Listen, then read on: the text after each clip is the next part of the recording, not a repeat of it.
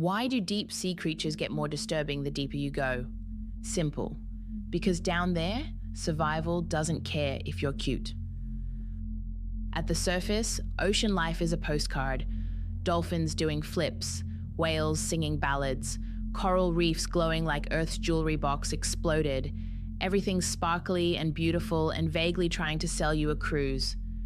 But dive a little deeper, past where the sun can touch, and the ocean stops trying to look friendly. This is the deep sea. A place where light dies, gravity grinds everything into jelly, and biology throws out the manual. Because down there, survival doesn't reward beauty, it rewards efficiency. And yes, things really do get more disturbing the deeper you go. Not because the ocean is trying to scare you, but because survival rewrites its own rules down there, and whatever can't adapt gets erased. Welcome to the Waxenvein Ledger, your guide to the forgotten, the unsettling, and the strangely true. Let's descend. About 200 meters down, you enter the twilight zone. Sounds dreamy, it's not. It's where sunlight fades into useless mood lighting and plants completely give up. No photosynthesis here, just a gentle drizzle of biological dandruff from above called marine snow. It's basically oceanic corpse confetti. Dead plankton, fish poop, maybe some mystery goo. Down here, the first thing to vanish is red light. Because it has the longest wavelength and the lowest energy, it just fizzles out fast. So anything crimson slips into invisibility, which is exactly why some of the most cursed-looking creatures in the twilight zone have evolved to be red. One standout is the vampire squid. It's got red skin, glowing eyes, and spines lining its arms like defensive barbs. It looks like a creature designed to hunt nightmares. But despite the Dracula branding, it isn't out here chasing prey. It's a drifter, a collector. It hangs nearly motionless in the dark, extending sticky filaments to gather marine snow, flakes of decay falling endlessly from above, dead plankton, waste, mucus, fecal pellets, even the occasional tiny crustacean caught in the fallout. It survives on the slow rain of leftovers from the surface world, thriving in a place where waiting is more strategic than hunting. Now let's talk about the barreleye fish. It has a transparent head, literally. You can see its brain. Its eyes are giant tubes that normally point straight up to scan for prey above. But if needed, they can rotate forward and see through the front of its face like creepy submarine periscopes.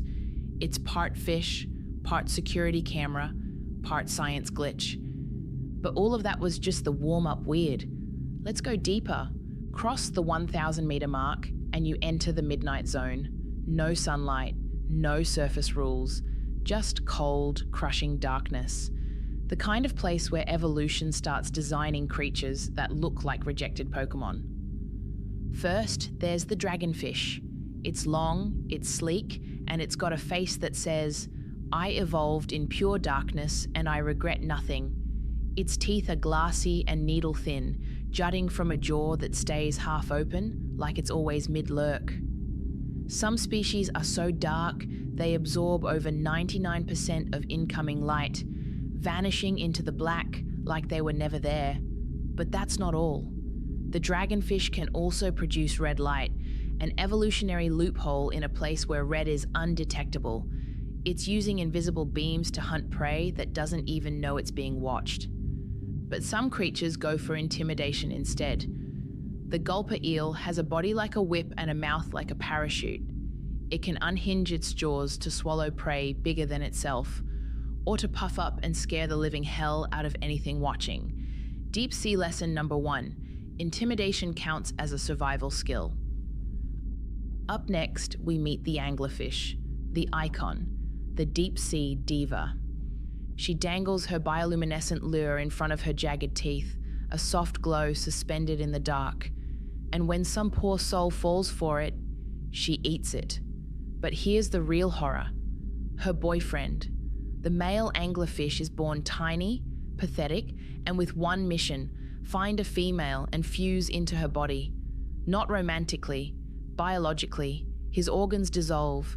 He becomes a pair of attached gonads, and she moves on, glowing, smiling, nourished by his slow, permanent sacrifice. You might be thinking that's as disturbing as it gets, right? Hold that thought, because the deeper you go, the ocean stops feeling like an ecosystem and starts feeling like a world that wasn't made for us. Below the midnight zone is the abyssal zone, an entire continent of darkness. No sun, no seasons, no landmarks, just the seafloor stretching on for thousands of miles like an empty black desert. And this is where the creatures start looking less like animals and more like experiments. Enter the deep sea lizardfish, a predator that looks like it got halfway through evolving and then said, "Yup, good enough." It's long and lean with a mouth full of fangs and eyes that glow eerily in the dark. It doesn't chase, it doesn't perform, it just lies there on the seafloor waiting for something to drift past and make the mistake of being edible.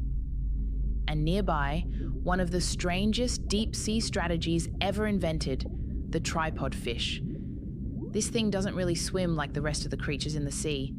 It plants itself on 3 long, spindly fin rays like some cursed microphone stand and just waits, in total darkness, motionless, for a long time.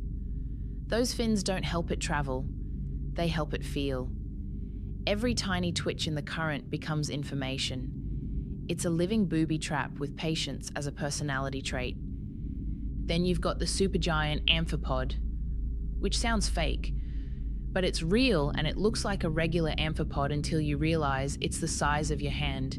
It's translucent and alien-like something that hitched a ride on an asteroid and decided the bottom of the ocean was more fun than space. Except it's been down here the whole time, calmly feeding on whatever falls from above, like the abyss has a scavenger crew. And you'd think that would be the bottom of the nightmare ladder, but the abyss isn't the bottom, it's the edge. Because before we drop into the absolute depths, we pass something that feels less like an animal and more like a glitch in the deep. The bigfin squid. Its arms hang at weird, unnatural angles, like it has elbows. The arms and tentacles look almost identical, like the creature couldn't decide what kind of limbs to grow and just said yes. And these creatures are bigger than you think. Tentacles can stretch out to absurd lengths, up to 26 feet. Scientists aren't even 100% sure how they feed. Some think it drags its filament arms across the seafloor to snag prey, like a marionette with its strings cut loose, and then it drifts out of view and the darkness gets heavier. Now we're at 6,000 meters and dropping fast. The hadal zone, named after Hades, because clearly someone in marine science had a flair for drama. This is trench territory, places where tectonic plates have folded the planet in on itself. The Mariana Trench is so deep, you could drop Mount Everest into it and still have room for a few cruise ships on top. Down here, the ocean is actively trying to erase you. The pressure is like having an entire mountain sitting on every inch of your body. Metal implodes, plastics warp, electronics panic. Even the slightest mistake becomes a sealed tomb situation. No diver can touch this place. No human body can even briefly negotiate with it. And still, there are animals down here, not visiting, not passing through. They are living, eating, and reproducing here. Like the hadal zone is just their neighborhood. And in this underworld of pressure and silence, we find the sea cucumbers. Except these aren't the cute little tide pool blobs you ignore at the aquarium. These drift over the hadal trench floor like pale, boneless ghosts, soft bodies pulsing forward through total darkness. No face, no expression. Just living tissue gliding through the underworld like it belongs there. And around them, hadal snailfish glide in slow motion. Fragile, translucent, squishy little guys that look like overcooked gummy bears. They're the deepest living vertebrates on record, just vibing in a place we once assumed was empty. Their bodies are so lightly built that pressure doesn't crush them. It holds them together. And beyond them? We don't know. We've only explored a tiny, absurd fraction of what's down here. Which brings us to the question no one wants to ask out loud. What haven't we found yet? Even with all our gear, we've only visually explored a fraction of the deep. Most of it is still unseen, unrecorded, unlit. Every dive is basically sticking a flashlight into the void and hoping something waves back.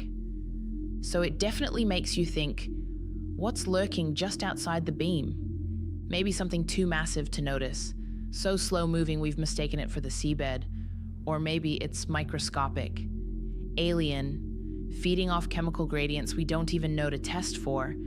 Could be there's a creature so delicate it disintegrates on contact, or so dark it bends light like a cloak. Maybe we'll find it tomorrow.